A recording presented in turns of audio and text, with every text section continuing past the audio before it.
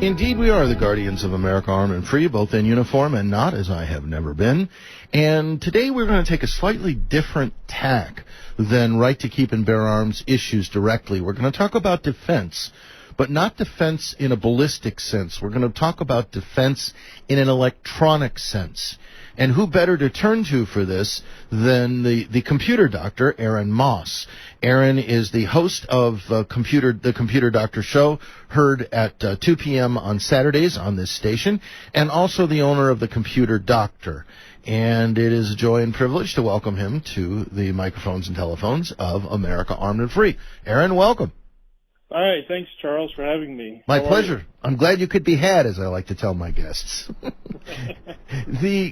I want to talk about several things because the front and center in our heads over the last couple of weeks has been the ransomware attack against the pipeline company, the name of which I forget, but it supplies the about 45% of the oil to Colonial Pipeline. Colonial Pipe. Thank you. I'm going to write that down because I'm sure I'll forget it again. And and I love it when the guest actually does their research and actually, It's all in my mind. I've heard nothing about it for the past few weeks. So. Aha. So you have a mind like flypaper. I like to think so. Yeah, well, I don't know. I don't want all those flies sticking to me. But anyway,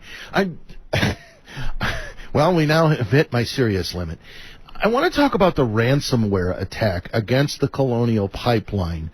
And first of all, and on foundation, if you would, explain to people who may or may not be that computer friendly, what is ransomware? Okay, yeah, sure. So, a very short answer to that, it is simply a piece of software. It's actually two parts. It's a piece of software that locks or encrypts your files so that you can't use them. They're still there, but they're just locked. That's one part of ransomware, the locking encryption part. And then there's a second part where it's like a salesman or a ransomer that comes and asks you for money in exchange for the key to unlock or decrypt those files that have just been locked. That's what it is. So if you have your computer backed up, and backups from, say you back it up every now and then, and you keep those drives isolated, so that you have a drive from a backup of 2 months ago and 3 months ago and 4 months ago on isolated drives. If you just simply restore everything in your computer, would that get around the ransomware attack? Or if you restored it, would the ransomware reinstall itself? Yes, it will protect you, and not just isolated drives, but also backups to cloud drives.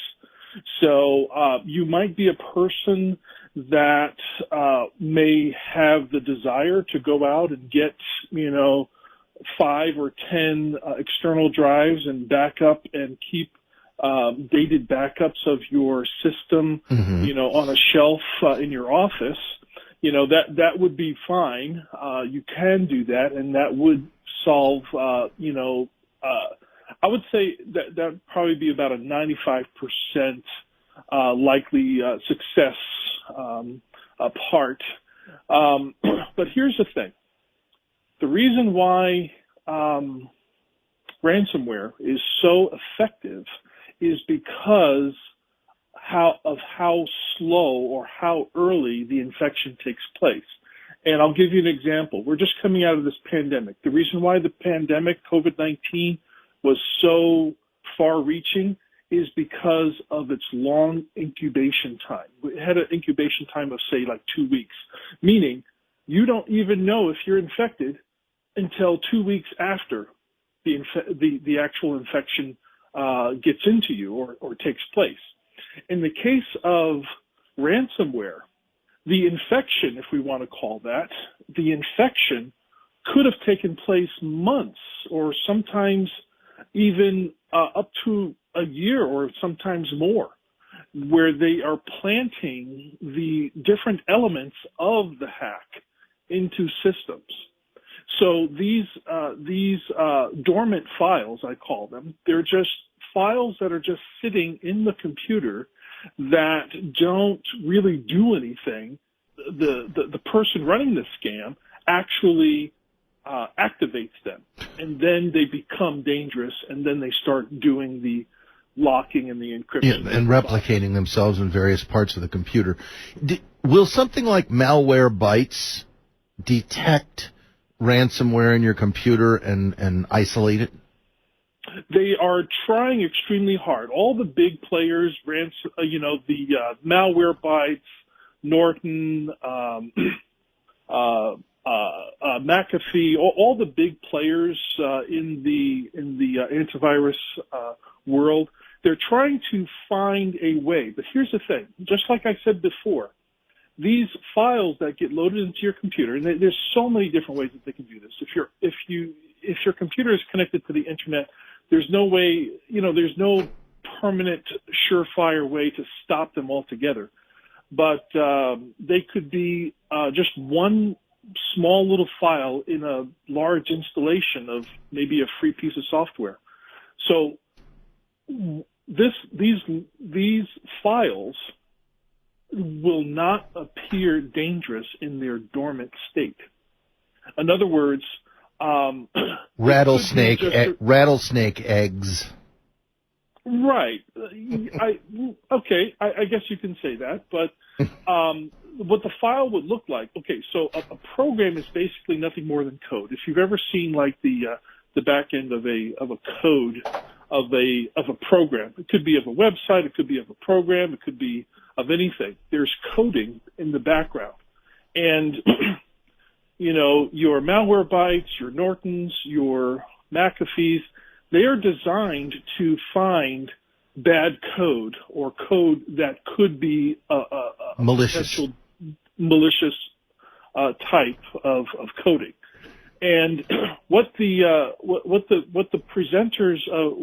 actors of ransomware do, they make these programs so that they will not be detected. That is the genius work behind the ransomware. They are specifically, strategically written in such a way that they fly under the radar, so to speak, for all of these antivirus programs. So it's a constant cat and mouse game. One is always trying to outdo the other.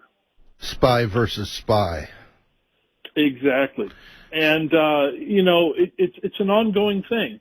Once they find one vulnerability, they're going to exploit that vulnerability, and they're going to use it until the antivirus companies find it.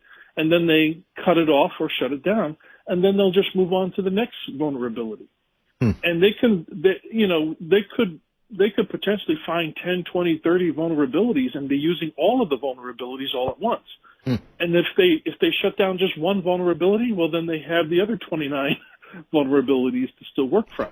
So in other words, in the immortal words of Boris Badenov, never underestimate the power of a snook.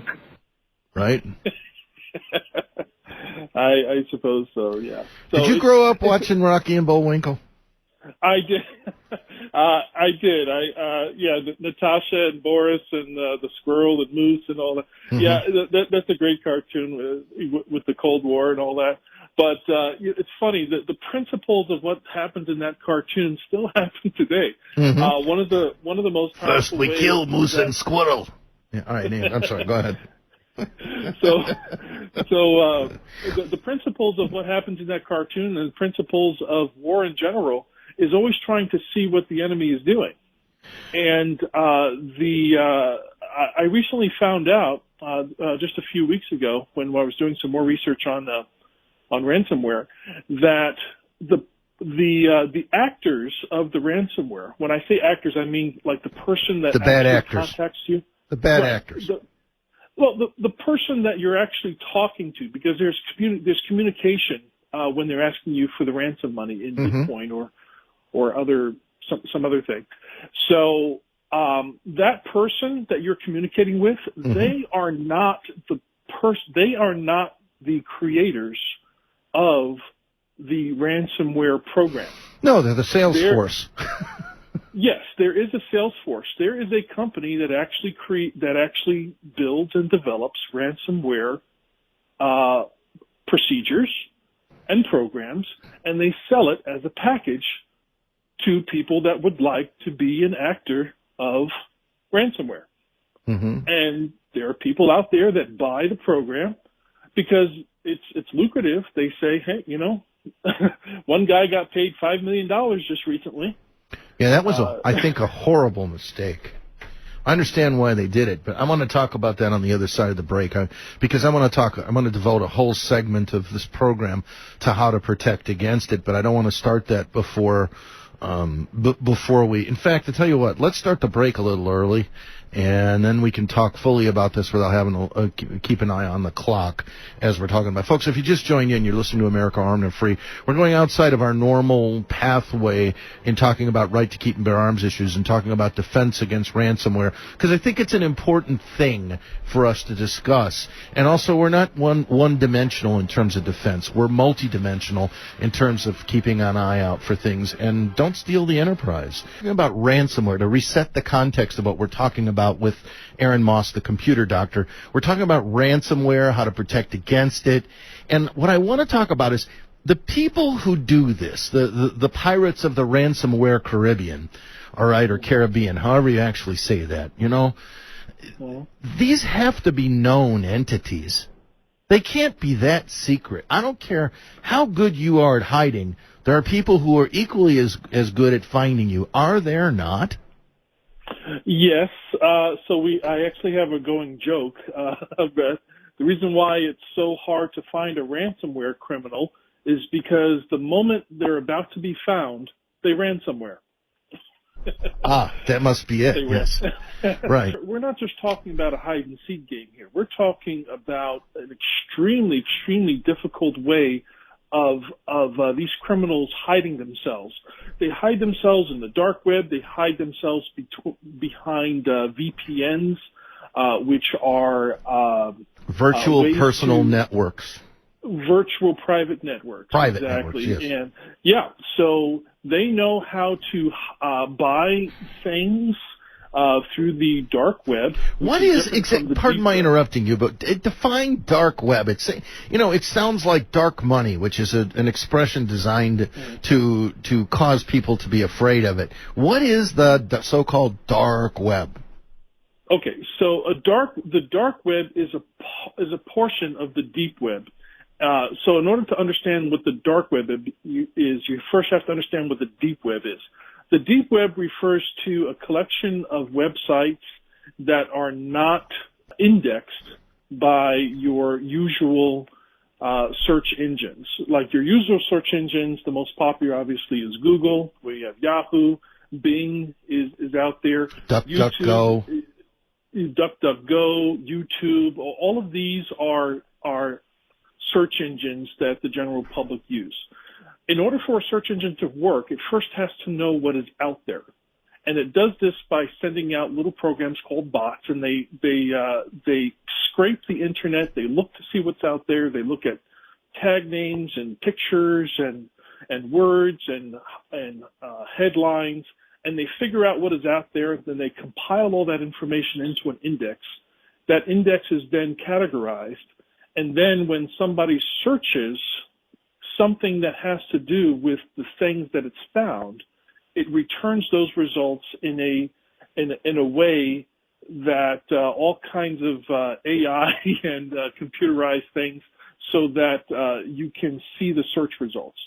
That's how a search engine works. Now, when it applies to the deep web, the deep web is, like I said, a collection of websites that are not indexed by the search engines.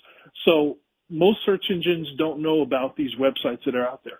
And they use them in such a way, the people that create these websites, they create them in such a way that they don't get picked up by these search engines. And they kind of allow malicious activity to occur on that website. We're talking about the sale of drugs. We're talking about the sale of things that you would normally not. People. Yeah. Human traffickers. Yeah. There's all kinds. Everything that's against the law or that are high crimes is where it happens on the dark web. That's where these things are coordinated, and that's where it happens. And ransomware is where software is purchased out there. Now, the dark web is part of the, like I said, the dark web is part of the deep web. Okay, so the deep web, again, just refers to unindexed websites, but the dark web is the websites that do dark things. Okay. You know, the bad drugs and trafficking and all kinds of things. So that's what that refers to, and that's where ransomware is purchased and sold and offered and designed, and that's where all of these players are able to communicate with each other and develop crime communication and collaboration to create these bad softwares. Aaron, it strikes me that the authors of the Stuxnet virus that attacked the Iranian nuclear facility, the people who designed it, I think in Israel, I would guess in Israel, are smart enough to figure out where the dark web perpetrators are and sort of light them up for the Israeli version of their SEALs, or for our versions, or the European version of it, and that it would not be that, correct me if I'm wrong, unless they're in a country that shields them, would not be that difficult to arrest those people.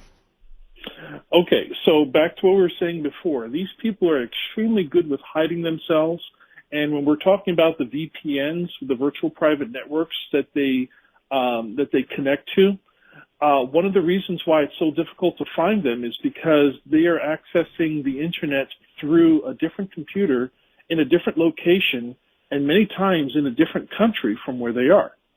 For example, if you were to get an internet connection in a place, you know, I don't want to mention countries in particular, but there are some countries that block certain areas of the internet, of the World Wide Web, on purpose, because they don't want their people to have access to maybe a free type of thinking or free speech types of websites.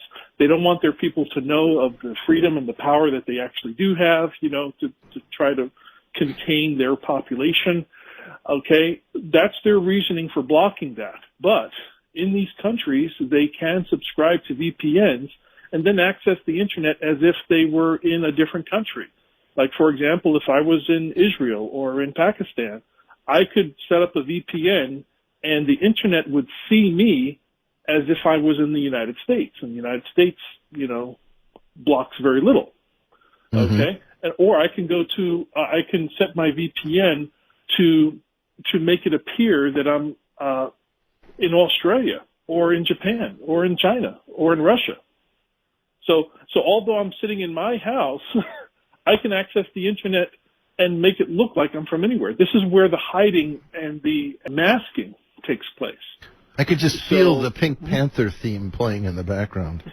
That's exactly what it is. You know, it's funny that you mention that, because these movies, you know, these spy movies of people hacking and crawling into air ducts and snipping wires and replacing video feeds and stealing data and jumping out of a ceiling and hovering along the floor while logging into a computer, you know, stealing data. All of that is very, very real, you know, but what seems to be changing now is you don't have to be physically there anymore. If you know how these systems work and you know their flaws, you know their vulnerabilities, you can exploit those vulnerabilities from your house. I suppose you could. That's exactly how it works. I couldn't resist. This is why I run my own board, by the way. All right, Aaron, so how do you fight this stuff? How do you, whoops, we're almost at the bottom of the hour. How do you fight this stuff? Two things that are very, very effective. Number one, earlier in the show we were talking about these dormant files. There's no surefire way to stop the dormant file. If you're using an internet device, okay, if you go on, if you do anything on the internet, Go to any website. Okay, there's all kinds of shady, routers and servers that are out there that think that they are programmed to think that they're giving your computer helpful files, but in actuality they are actually doing your computer harm. There's no way to stop them because a lot of these are dormant files into the computer, and all the antivirus programs that are out there, they are designed to make it look like the file belongs there. And it's extremely difficult to pinpoint which ones are the bad files. It's extremely difficult. So, for that matter, we just say, okay, we give up on that. But here's something that you can do. Always have a good backup system. I always recommend a good cloud backup. The service that I recommend is called Carbonate. Mm-hmm. Every time I forget the name, I always think of the Star Wars where the guy was frozen in carbonate. That's the imagery that always comes to my mind. Mm-hmm. But Carbonate is actually the name of a company. They are a backup cloud company. You just do a Google search for Carbonate backup. Mm-hmm. And you log into there, you download their service. They start backing up all of your files. There is a little bit of a cost to it. I think the last time I was on there, for a single computer, it's like $6 per month, but it's billed annually. Lot cheaper than paying the ransomware guy. All right, $72 a year. Yep. Stand by with Aaron Moss on America Armed and Free about protecting yourself from ransomware. To the topic at hand, which is ransomware, I wanted to ask you, because ultimately I am a non-techie guy. I mean, I'm not a sophisticated user. I use Adobe Audition quite handily. I'm pretty good at that in mixing commercials. But I'm not a sophisticated computer user in terms of the computer itself. But I have to believe that ransomware comes down to brain power of the people who are doing the evil. Ultimately, it comes down to their ability to use malware to screw the people who they screw.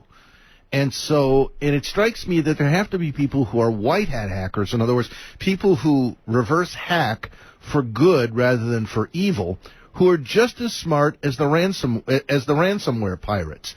By the way, I love DeSimone's the hockey team for Pliskin Acres, the Porch Pirates.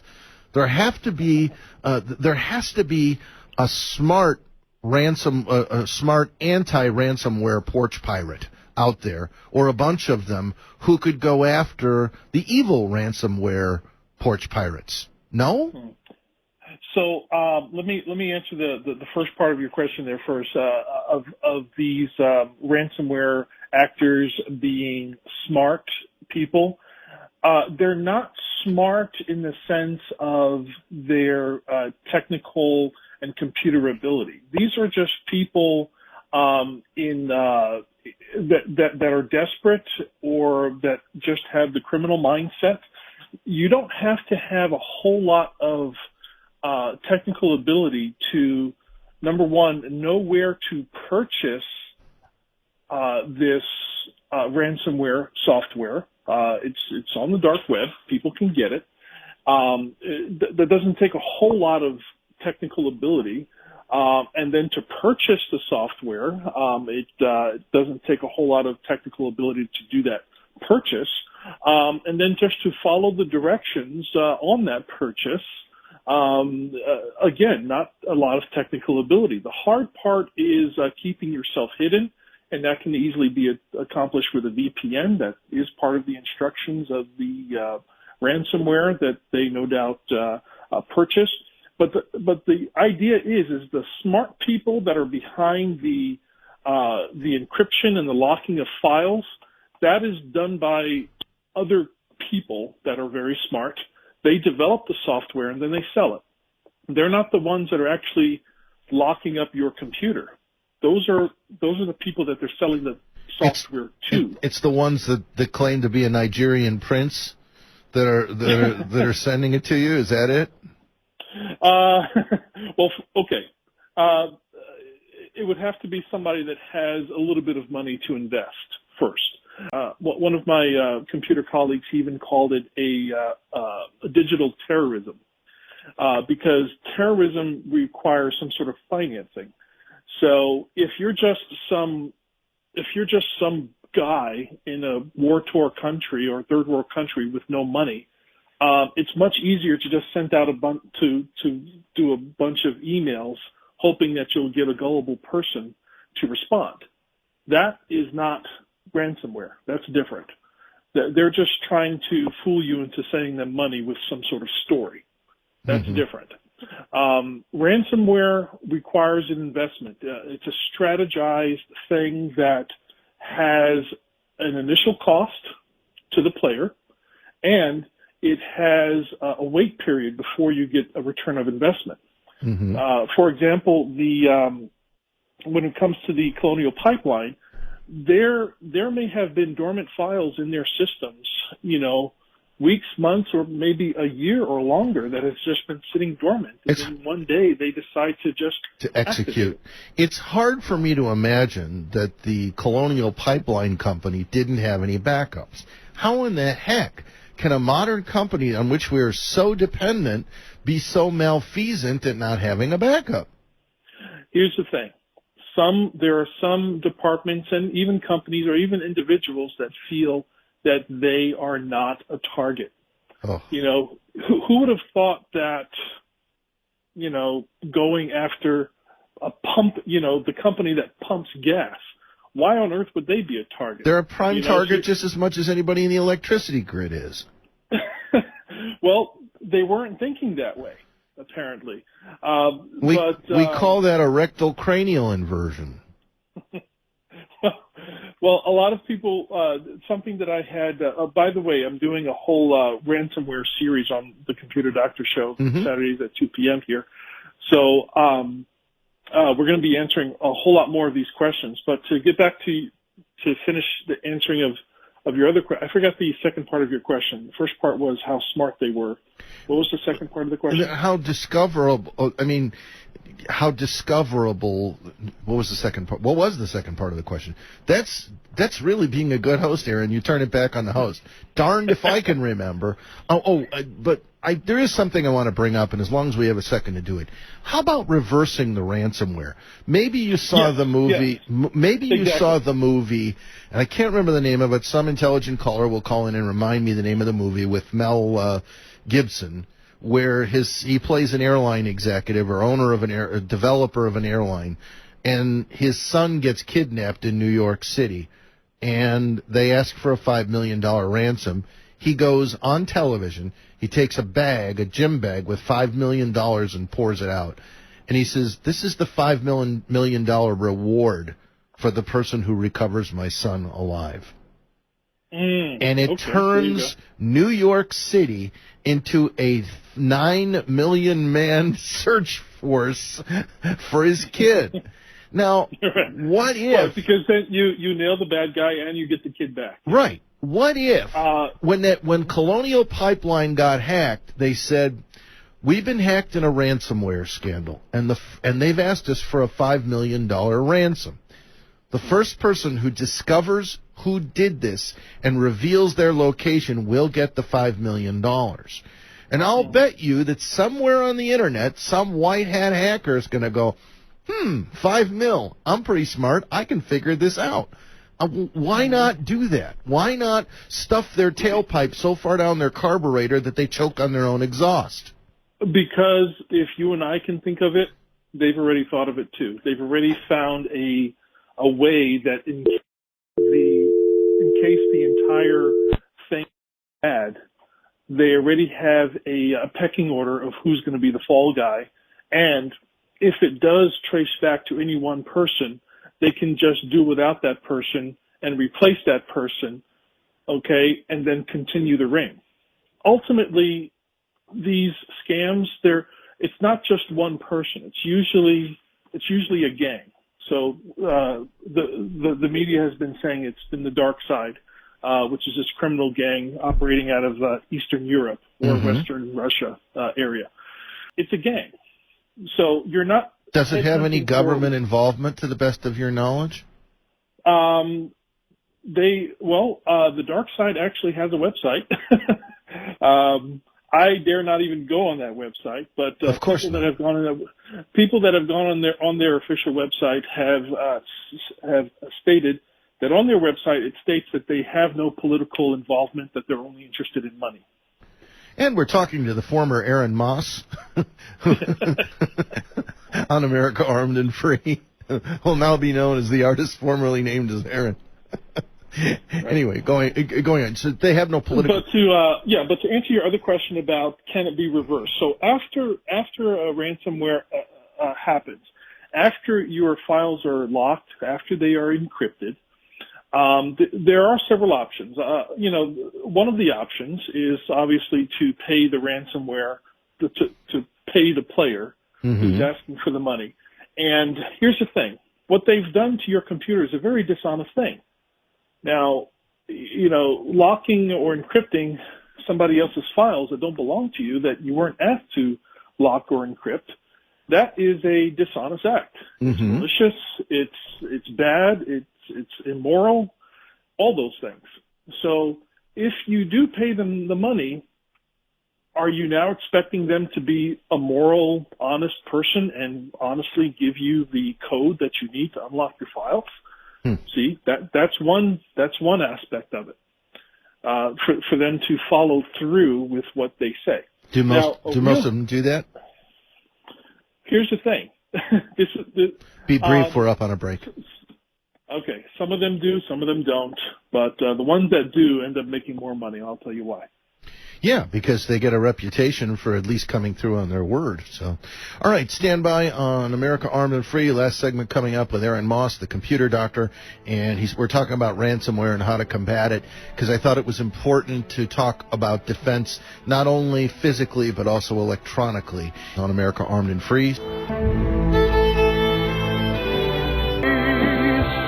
I'm not sure anybody still is on MySpace, but I guess if they are, Aaron Moss of the Computer Doctor can tell you how to get away from it or something better, I'm sure, can't you? Sure. All right. So, talking about how to defeat ransomware, is there any software that can decrypt it? So, yes, there are decryptors out there. There are dozens of types of encryptions. Therefore, there are dozens of types of decryptions, and not all ransomware is the same. They are all different. They encrypt in different ways, and therefore they require different softwares. Sometimes they're free, sometimes they're not, but they are. It's less than $100 if there is a cost to it. To use these decryptions. The other way that you can defend yourself. Always, like we mentioned before, always have the backup using carbonate or using the disks, and have knowledge or have the ability to reinstall your operating system if all else fails. That always takes everything out 100% clean. You lose the data, but you still have the computer, unless your data is backed up somewhere else. That's why a combination of both data backup and having the ability to do a factory reset on your device.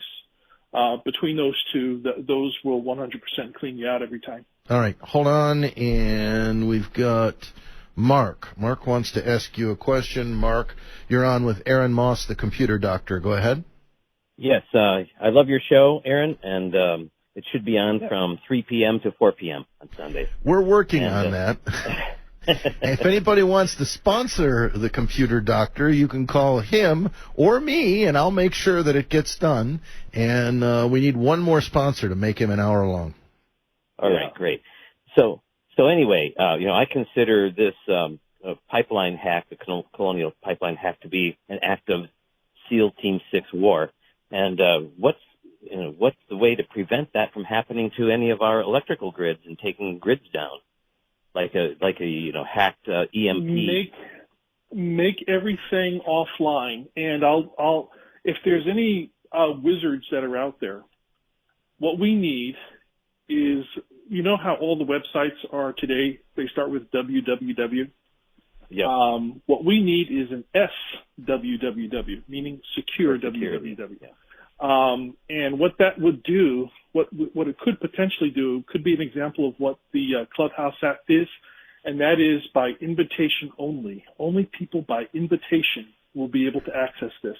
And what that basically will do is only people that have received invitations and accept the invitations would be able to access the sites and servers within that space, and nobody else. Why don't you just make an intranet instead of the internet and have a closed loop between the controls of the pipeline and the valves and all the parts that are connected to the computer? Charles, that's exactly what it is. The World Wide Web is the world's largest intranet, if you want to call it that. But there's only one big one. When the World Wide Web was invented, it initially was supposed to be for every country would have their own web. But that idea never took off, and the guy that invented it just made it World Wide Web from the very beginning. Well, if you call it the World Wide Web, it's hard to believe that there'll be individual countries. That's like saying the foundation for chaste fornication. I mean, it's it doesn't match. Well, it would still be by invitation only. Oh, that's going to be a promo. Okay, but here's the thing. To answer the gentleman Mark's question, you can do a version of your own intranet or your own web that only involves servers that are approved by a trusted source, which is basically just recreating a whole new infrastructure, something that Joe Biden was talking about just a couple of days ago when he offered $20 billion for infrastructure reconstruction to convert all of this. And the other option to protect yourself is to just stay offline, or to have critical running systems run independent of the internet.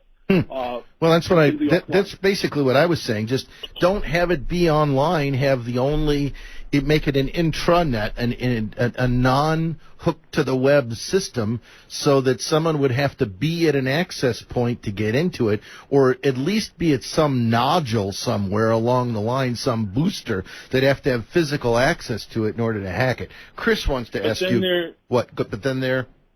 Mm-hmm. Go ahead. But then there.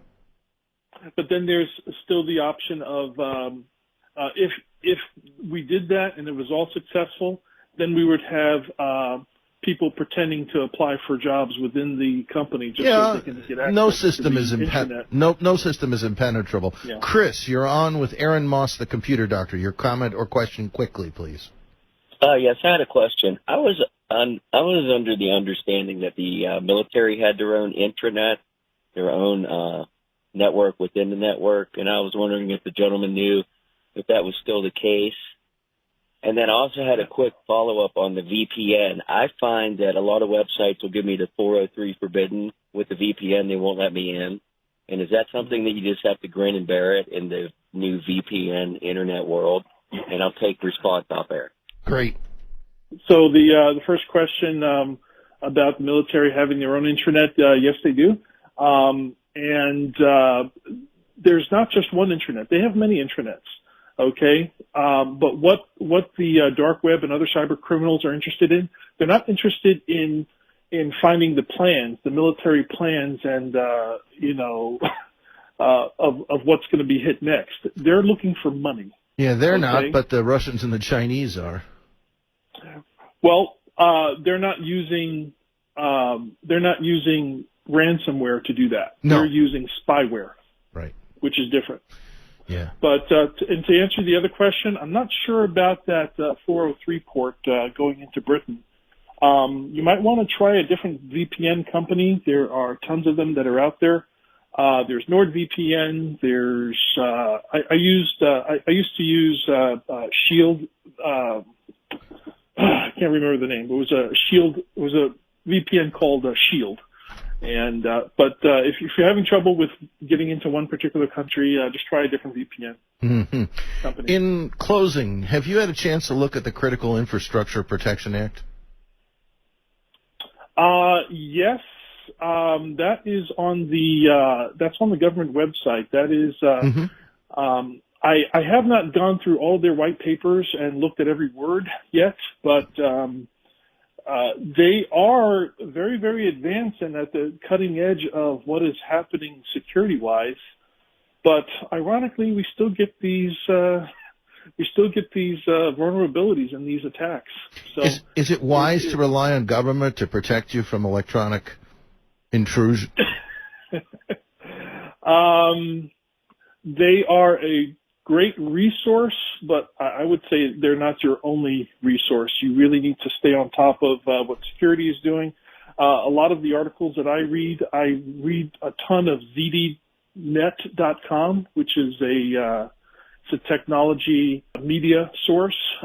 If you do anything on Twitter, make sure you're subscribed to a lot of the ransomware keywords, all the hashtags having to do with ransomware. There's a service in Google where anytime something new about a subject, you get an email for it. You can subscribe to ransomware things. Always be on the cutting edge, because the farther back in time, information-wise, that you are, the more vulnerable you're making yourself. So as long as everything that you see is cutting edge, always look at the date of things that have happened. If you're researching a hack that happened 10 years ago, forget it. How do people get in touch with you, Aaron? Yes. So my Computer Doctor of Tucson website is computerdoctortucson.com. And we do the Computer Doctor show on KVY 1030 The Voice right here, Saturdays at 2 p.m. And if you want to look at some of our content, you can go to computerdoctorshow.com. And my phone number is 520-261-5508. And that's my cell phone. It's my main incoming line. Feel free to call me anytime. That's pretty neat that you're willing to do that. All right, Aaron, you're a joy and delight because you actually answer the questions that are asked, and I really appreciate that. And we're in the theme music, so I have to let you go. Okay. Thanks, Charles. Have a blessed day. And I would like to encourage you to be vigorous, not violent, vigilant, not vituperative. And watch your six, both electronically and physically. In Liberty, I'm Charles Heller.